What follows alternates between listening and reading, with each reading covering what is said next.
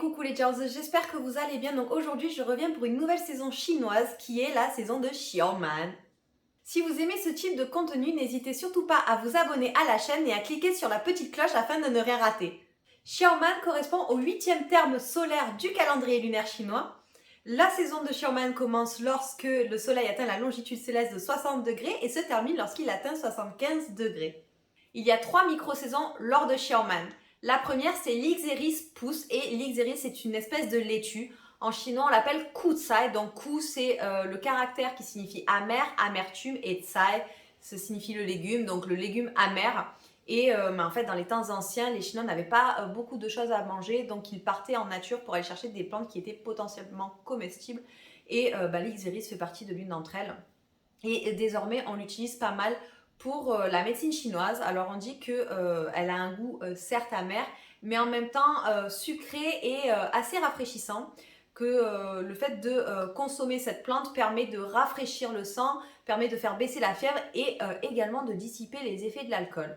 Donc en deuxième micro-saison, on a l'herbe de millet qui commence à faner, car en effet c'est une herbe qui a besoin du froid et de l'humidité, et là bien évidemment il commence à faire de plus en plus chaud et de plus en plus sec, donc les herbes du millet commencent à faner. Et en troisième, c'est le moment de récolter le blé, et d'ailleurs dans le nord on a une tradition qui est en fait de prendre donc les épis de blé et de les faire griller au feu. Et apparemment, quand on les déguste, ça a un goût qui est très agréable, très particulier. Je pense que ça a un goût un peu de céréales grillées qui plaît facilement. Alors, que signifie Xiaoman? Comme vous l'avez vu dans la miniature, on dit généralement que Xiaoman, c'est bourgeon de grain. Mais il faut savoir que Xiaoman n'a pas la même signification dans le nord et dans le sud. Donc Xiao, ça signifie petit, et man signifie remplir. Donc dans le nord, ce fameux remplir, ça signifie que les grains commencent à se remplir, commencent à grossir, mais qu'ils ne sont pas arrivés à maturité pour pouvoir être récoltés. Tandis que dans le sud, ce fameux remplir, on parle de la crue des rivières et des cascades, car en effet pendant Xiaoman, le temps est humide et il y a pas mal de précipitations. Pour en revenir aux crues des rivières et des cascades, on dit que Xiaoman est une période idéale pour manger du poisson, car en effet, il y a un dicton qui dit les grosses précipitations rendent les rivières pleines. Donc les rivières commencent à se remplir et les crevettes et les poissons grossissent. Donc on dit que durant Xiaoman, la pêche est toujours bonne. Vous l'aurez compris, Xiaoman, c'est une saison où il y a pas mal de différences entre le nord et le sud. Mais malgré ça, c'est également la saison où la température entre les deux hémisphères se réduit.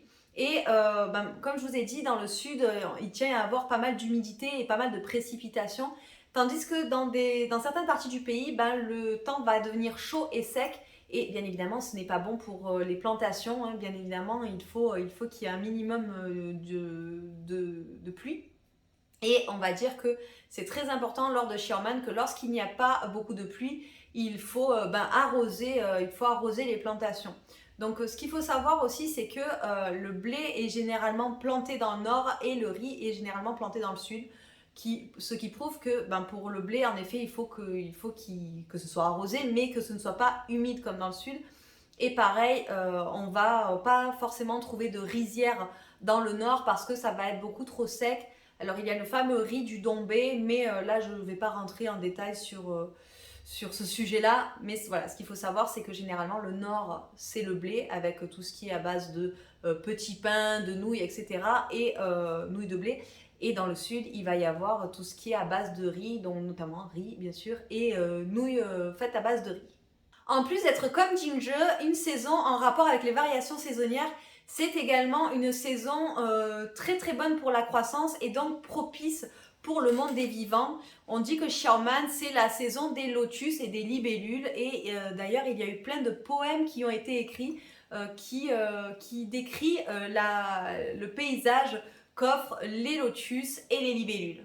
Lors de Xiaoman, dans le Jiangnan, donc qui concerne en fait les provinces du Jiangsu, Shanghai et Zhejiang, on va utiliser 3 types de moulins. Donc en premier, c'est le moulin à eau pour arroser les champs. En deuxième, c'est le moulin à huile pour faire de l'huile de colza. Et en troisième, c'est le moulin à tisser pour la soie, car en effet, c'est une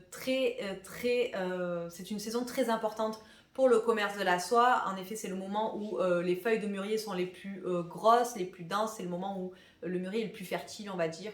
Et il y a un proverbe qui dit que le ver à soie ne mange pas de petites feuilles à Xiaoman. Donc on va leur faire manger le dernier lot de feuilles. Et à partir du 4e jour, les vers à soie vont commencer à créer leur chrysalide. Et au bout du 10e jour, ils se transformeront donc en papillons de nuit. Et on considérait à l'époque les vers à soie comme des créatures sacrées parce que l'élevage des vers à soie était vraiment très difficile. Et lors de Xiaoman, donc ce jour, on fait des offrandes de vers à soie à la déesse Leizu, donc qui est la déesse de la soie, mais je reviendrai sur le sujet de la déesse Leizu une autre fois. Et voilà les Jersey, c'est tout pour la saison de Xiaoman. J'espère que vous aurez apprécié la vidéo et que vous aurez appris quelques petites choses. Et vous les Jersey, est-ce que vous êtes déjà allés dans le Jiangnan? N'hésitez surtout pas à me le mettre en bas en commentaire. Si vous avez apprécié la vidéo, n'hésitez surtout pas à me mettre un petit like, ça me fera super plaisir. Si vous avez vraiment aimé la vidéo, n'hésitez surtout pas à la partager avec vos amis pour leur faire découvrir plus de culture chinoise. Et sachez que désormais je suis sur Patreon, donc si vous voulez soutenir mon travail, je vous mets le lien en barre d'infos. Sur ce les Jersey, je vous souhaite une belle journée, je vous dis à très bientôt pour une nouvelle vidéo et en attendant prenez soin de vous. Bye bye les Jersey.